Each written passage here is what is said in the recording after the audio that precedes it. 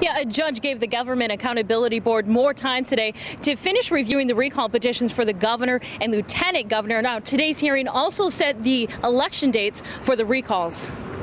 We're happy with the deadline because it's a deadline, because we now have certainty. GAB has said they need additional time to complete their review. We've got the Memorial Day holiday coming in, so I think this is just a result that everyone realized was reasonable. The Government Accountability Board asked Judge Richard Neese for 11 extra days to finish checking the governor and lieutenant governor's petitions for duplicates. That will now set the deadline to certify the elections on March 30th. The GAB has already said there are enough valid signatures for recall elections for the 4 Republican senators.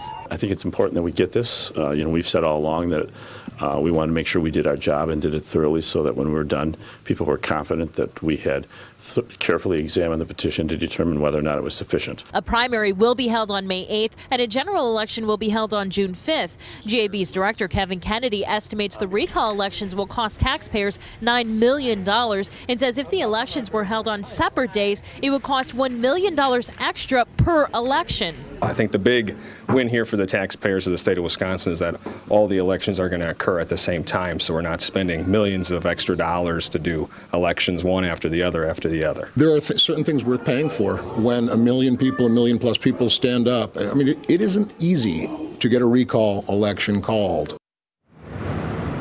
And for those candidates who are considering a run, they'll have to file their nomination papers by April 10th. On your side live in Madison, Lacey Crisp, today's TMJ.